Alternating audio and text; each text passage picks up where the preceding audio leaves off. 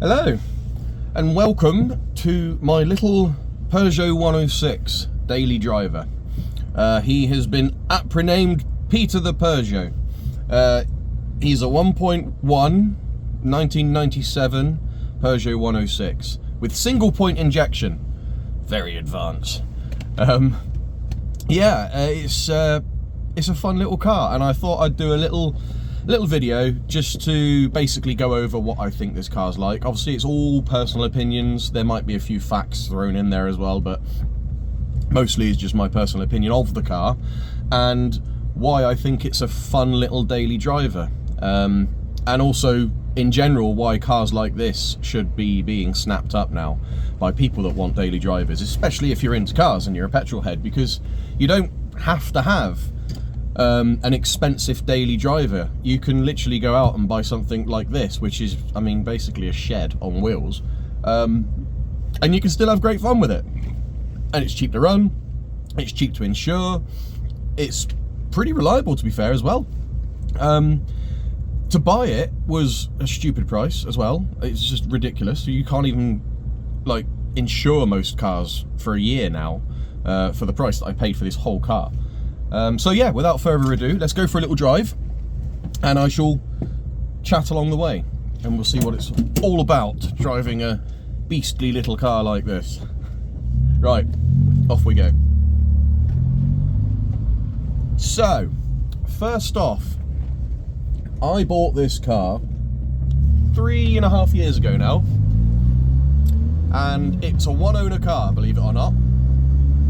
And I bought it from a lovely old chap who'd had it all his life. He even still had the original bill of sale for the car, and it was, I think it was 9,000 something pounds in 1997 for this, which was just quite funny actually, that you could buy a brand new car at all for that price. Anyway, I bought it from this guy, as I said, one owner, full service history, and I mean a full service history. Every single bill that you can possibly think of was with this car, even old tyre bills for having tyres done. The mileage when I bought it was 42,000 miles. Literally 42,000 miles. All the history to prove that that was the mileage and everything. So, apart from the actual age of the car, I mean, 42,000 miles. That's like, it's brand new pretty much. It's not that bad at all.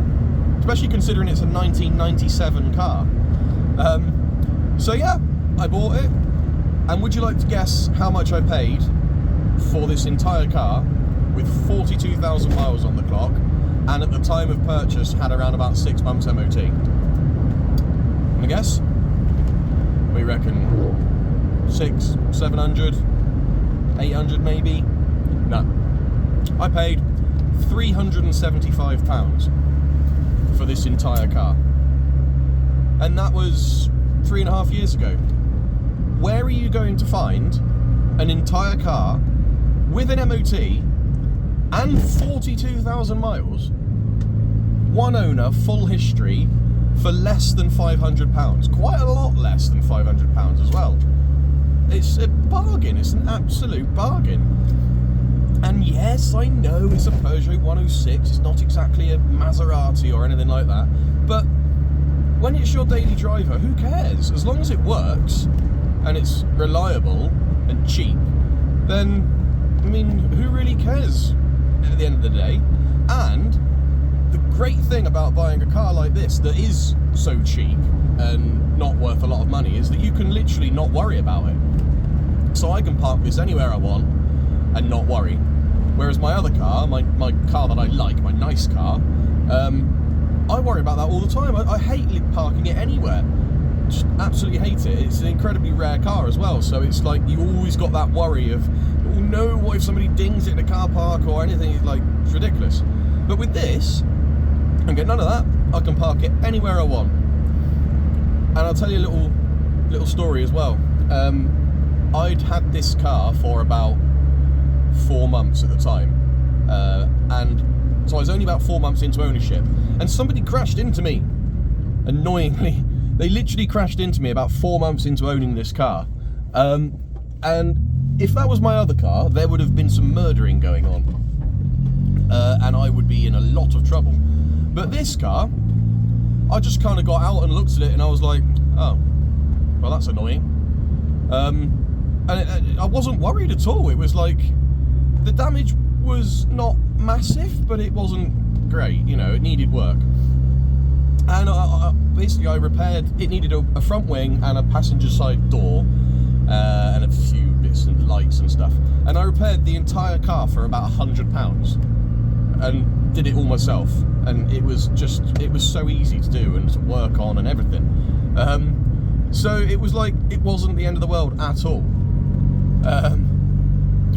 As far as parts and things like that go as well, yes, it's an older car, but they're still really easy to get. They're still readily available because the Peugeot 106, let's be honest, it was a very popular and very common car. So there are still quite a few of them around, and parts are still readily available for them as well. And they're not expensive at all. One of the first things I did when I got this car was the cam belt. Not because I was worried it was going to snap or hadn't been done or anything, it's a peace of mind thing. I always like to do that if I buy a second-hand car, because it's done. I know that it's been done. For comparison, I know this is probably not a very good comparison, but it's still a comparison. So one of my other cars is a 2001 Vauxhall Vectra, and it's a V6. So quad cam, V6, big engine, bolted in there, no space. And the cam belt on that, to do the cam belt on that, was around about £650, including the parts and labour. Obviously, it's quite a big job to do the cam belt on that engine. And as a general rule, I would say most cars these days are probably going to set you back anywhere between about £500 to maybe over £1,000 for a cam belt, with today's prices and garage prices and all that lot. This one, at a very good garage, not a cheap backstreet garage, a very good garage, this one, including parts, the cam belt was less than £200. I mean, again, you can't go wrong for that. It's such an easy little engine to work on. Things are held together with elastic bands and cheese. It's that simple. For example, the cam cover on this engine is literally held on by 2 nuts. 2. That's it. I mean, that's just silly. It's ridiculous. But it works. It's there, it works. It's so simple. It's like you could almost take it off with your fingers, almost. It's crazy. I've got a bit sidetracked now, haven't I, talking about parts and things. What was the whole point of this video? Somebody remind me, I can't remember. I think it was to talk about the car, wasn't it? And why it's fun and good to drive and things. Yes, let's start again, shall we? So, it is a fun little car.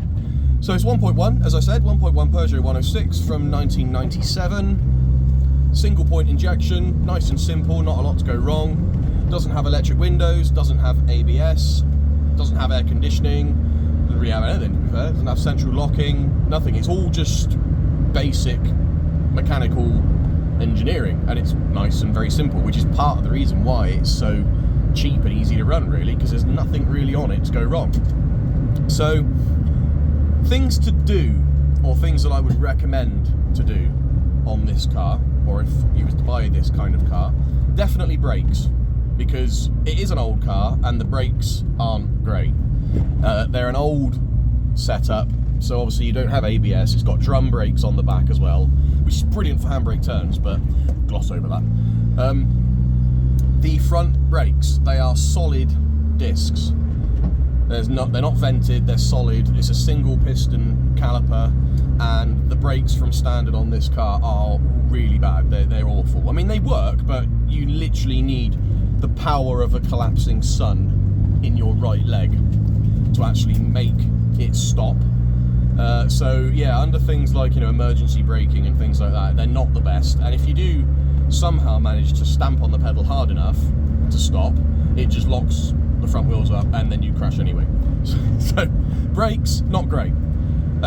Is there an upgrade? Yes, there's many. You could probably put brakes from a GTI model on this.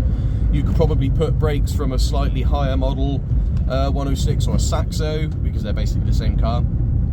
Me personally, I wanted to keep it as cheap as possible, so all I've done to the brakes is I've used M-Tech drilled and grooved front discs. They're still solid discs, they're not any bigger in size, they're just a better disc. So I've used M-Tech drilled and grooved front discs, and I've put EBC brake pads in with the brakes, and it's fine. It's again, it's not the best brakes in the world. It's not going to compare to a modern car braking system at all, but it's adequate. It works now. It's fine. You can stop a lot better. It's okay. So on the same line as brakes, this car had very, very small tyres, very narrow, very small tyres.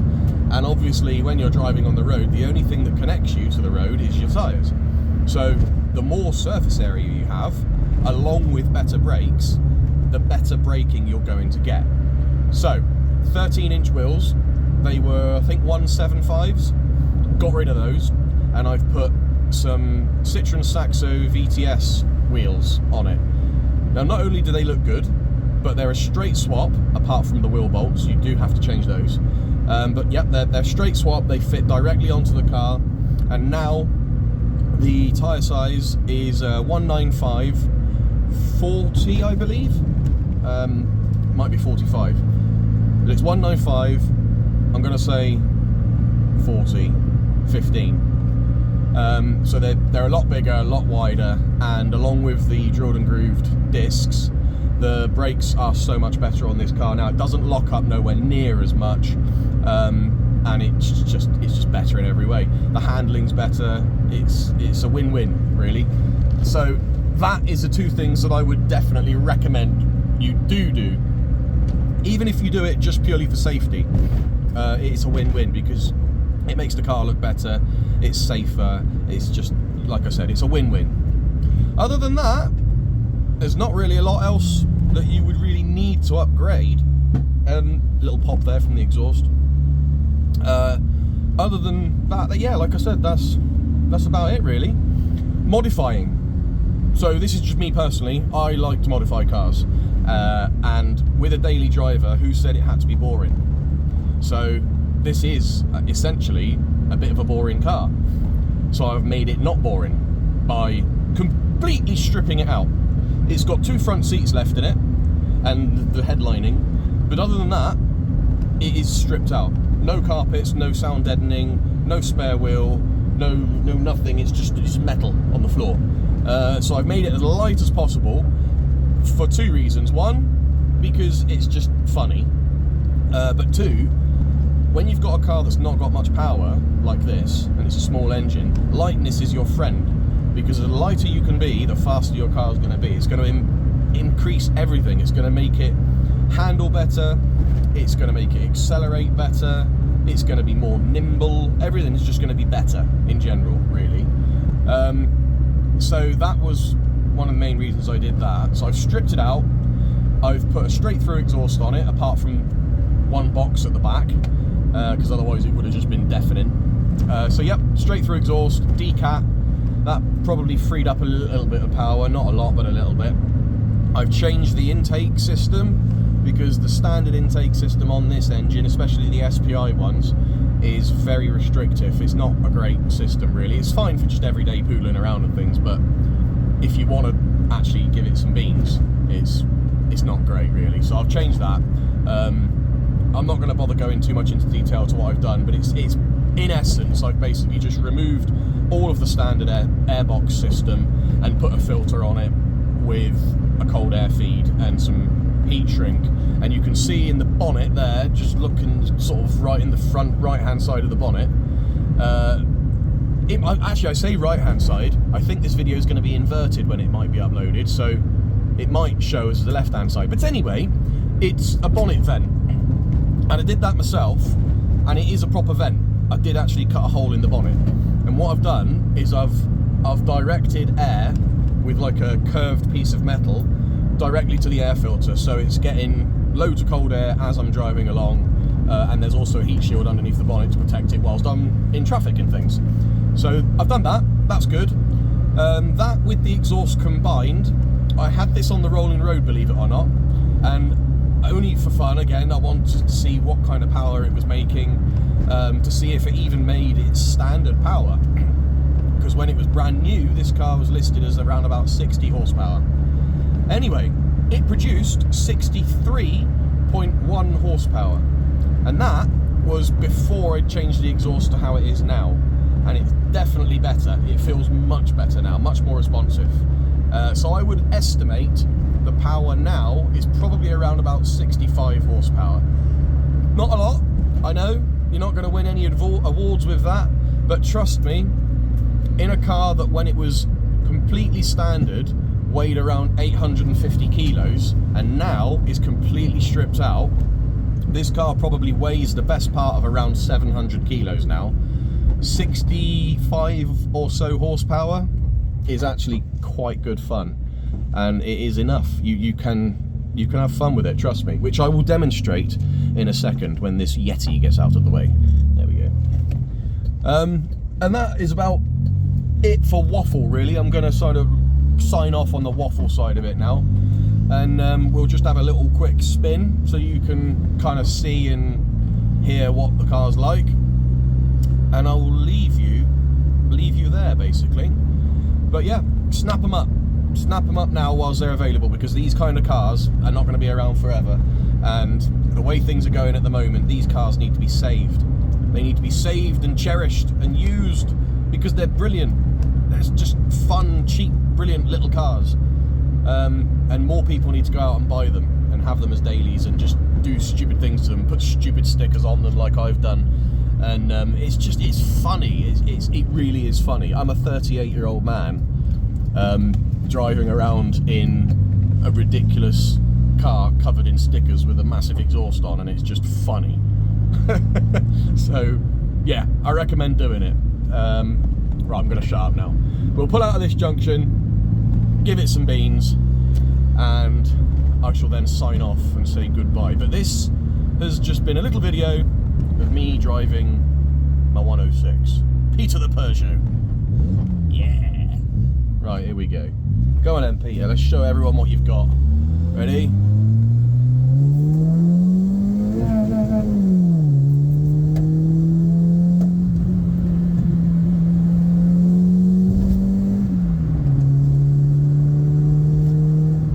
I'm smiling already.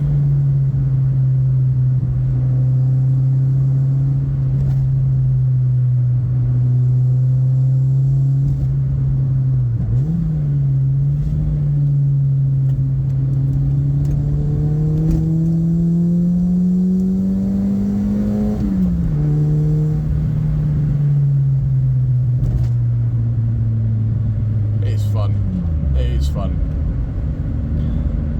And do you know the best part about it was, it's a 60 mile an hour speed limit on this road, and I didn't actually brake it once then. not really anyway. It sounds like I am, but I'm not. That's the funny thing. You can pretty much drive this car flat out anywhere. Well, within reason, obviously. I mean, there's a 30 mile an hour speed limit coming up now, so I'm not going to be doing 60 through here, obviously. But it's fun. As you can see, it is fun. And it goes quite well. It genuinely does. It does go quite well. For a 1.1. Right, I'm going to pause it. Wait till we get back into the 60, and then we'll carry on again. See you in a sec. We're nearly out of 30 now. A couple more corners to go. I had to take my jacket off because I'm sweating quite a lot. Look, it's Father Christmas! Yeah! Hello! That was the real Father Christmas, the real one. Wow! It's amazing. Oh, I'm gonna have to open the window, I'm dying. See, that is one downside to an older car like this. Even though it's stripped out, I'm very hot now, and it's winter. Because there's no aircon or nothing, I'm very, very hot, very warm. Ugh. Right. Let's feel the speed of the car, of the 1.1, with maybe 65 horsepower. In my mind, it's got 1 million, but it hasn't. Right. Christmas bingo, look. Ooh, that's exciting. Right, I'm going to let these guys get ahead.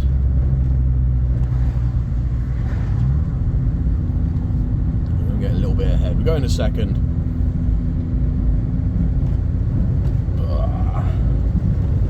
Oh, I'm in second gear at the moment at 3,000 RPM. And here we go. Ready? Go.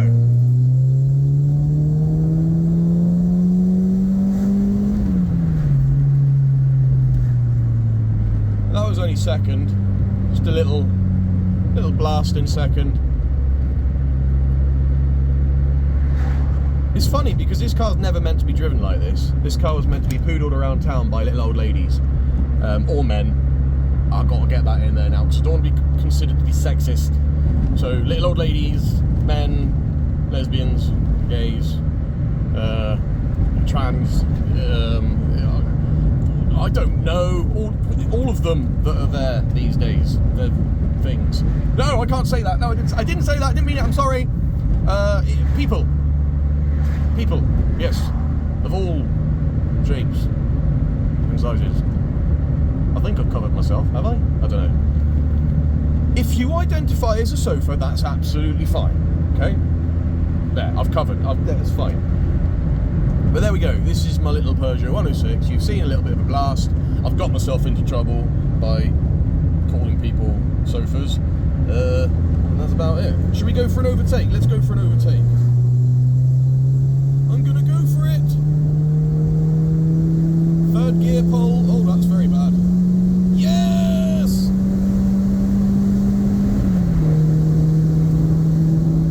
There we go. Look at that. The speed of the machine. And I managed to get up to 70. I think. I wasn't looking. 60 maybe. I don't know, but it was fun, and I'm alive, and the car still works. And with that, thanks very much for watching. Goodbye.